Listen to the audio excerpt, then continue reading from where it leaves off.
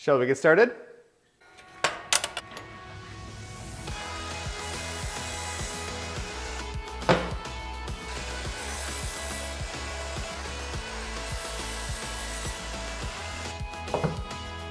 Now I realize I haven't actually mentioned what I'm building today, but at the time this video is being recorded, we're about a month out from the start of the planting season here in Michigan. So what I'm making is a cedar version of one of these things. It's basically a little seedling starter kit for my garden.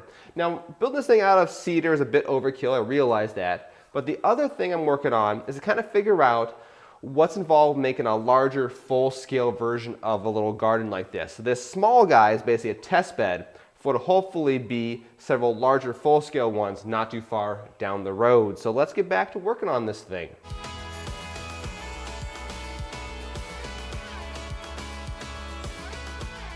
My main limitation here at the moment are these monstrosities.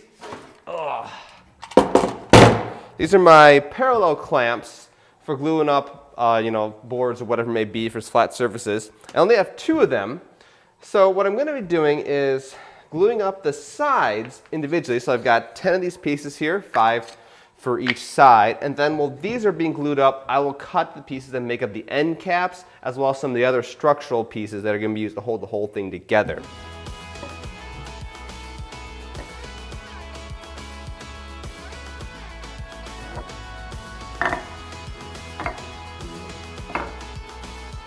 The key thing here when I'm gluing up both sides using one clamp is that I'm not actually putting any glue right here in the middle.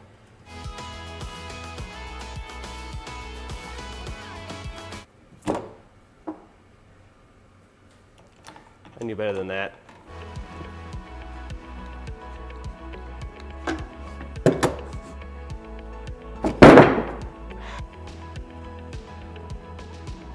I think that'll work. So one thing I'm going to do with the second set of pieces for the end caps that I didn't do with the first that I should have done is I'm going to take my oscillating multi-tool and just kind of go over the chamfered edges with it to sand it down a bit, because some of these cedar pieces, when you're using the router, it gets a little fracturey, if that's a word. It really isn't, is it? No.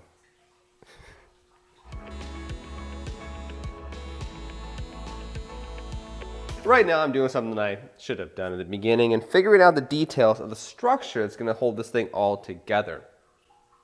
Now the tricky part here is the cedar only seems to come in planks, at least the local big box store. So I'm going to actually cut some strips of cedar from these planks and use those to build the structure.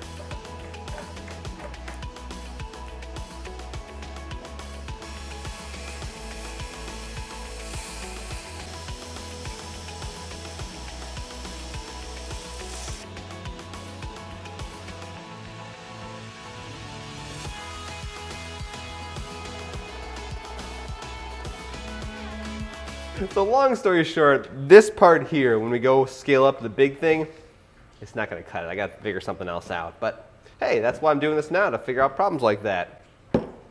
All right, well, the structural pieces, they're cut out and cleaned up well enough. Let me actually assemble them in the rectangle frame that's going to hold all the walls and legs and all that fun stuff on.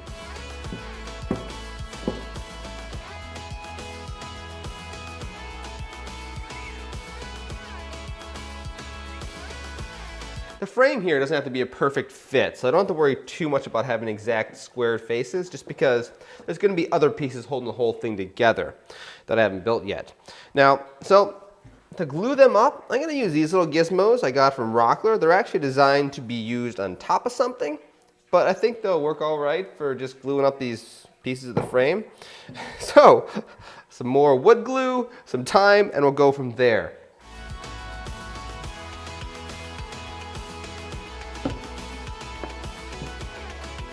There is another half of this system. I actually have it sitting over there, but I've only got one of them. So like I said, for the quick glue up, let's just use these things and I think they'll work all right.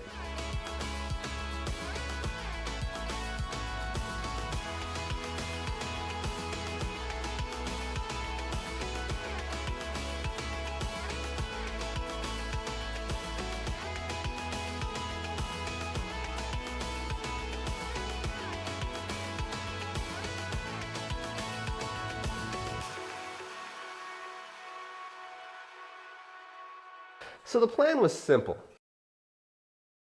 build a structure in 2 pieces. Therefore, I can drill some screws from the inside, make things look nice and pretty, and then I can assemble the 2 structure pieces together. The problem is you have to build them in mirror of each other, and well, I didn't do that.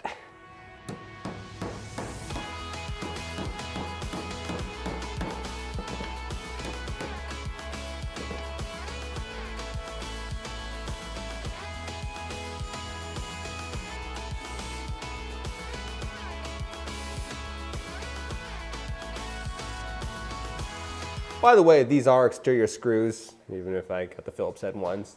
They'll work for now.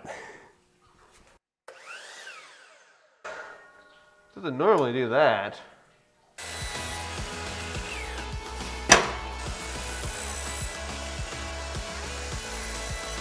So this part's one of those steps that, well, it should be easy, but you know, it's not like we've all, light's not on.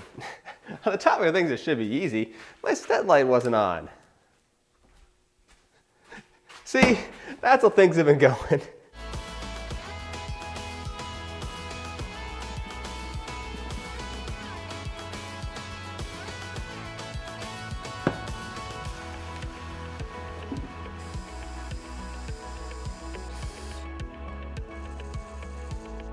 So now it's time to assemble all this, and that's going to be done with the help of the legs. Now, the legs do a couple things here. One, they hold everything together, so they're going to actually be pieces that screw into the different sides and take over some of the stress from the glue joints. 2, they keep them off the ground. And 3, probably most importantly, they cover up your mistakes where you didn't measure something right or didn't glue something in the right spot. They just make the corners look nice and clean. Let's get them on.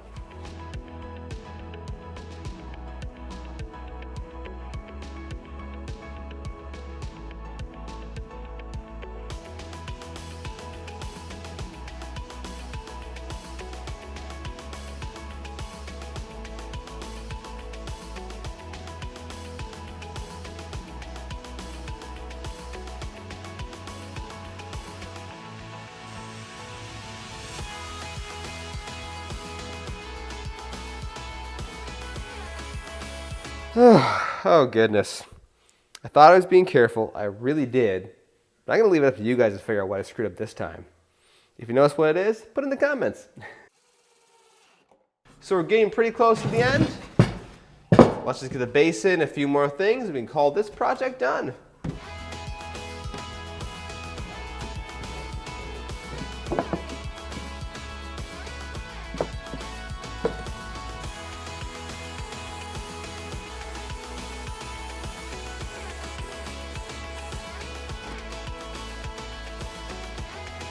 So all that's left is to put a little bit of a waterproof liner in this thing by cutting a small fragment of this giant pond liner, make it fit in here, and hopefully secure with my staple gun, which I haven't used yet, and it better work because we're pretty darn close to total lockdown here in Michigan at the moment.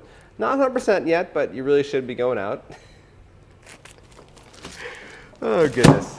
17.5 by 10.25, 2.5 deep.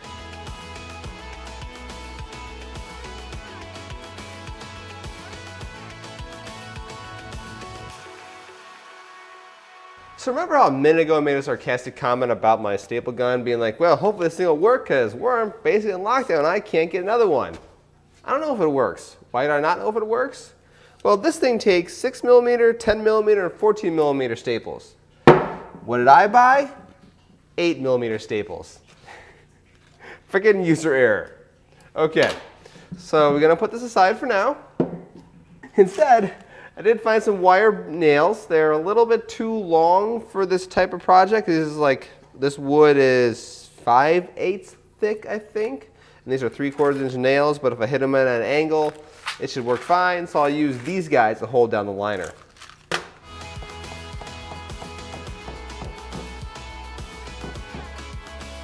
Or I could do that.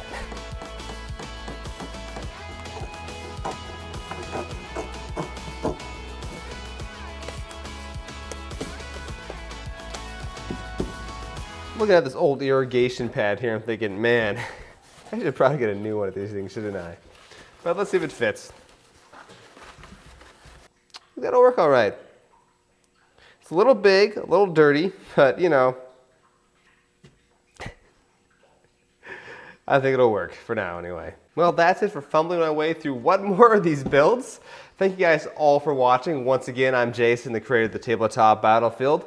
You know, I probably got to come with some other show name for the woodworking stuff, because Tabletop Battlefield doesn't really make a whole lot of sense, because it's, nor does Rocker Robotics. And regardless, hit subscribe, hit that like button if you like these kind of things. In a few weeks here, I actually got to build a full scale one. I've got all the wood saved up. I kind of picked that up before things got a little too crazy with the whole, you know, situation out there. But that's going to be my big project for the next month, to get a 2-foot by 4-foot version for growing full-size plants with a self-watering system.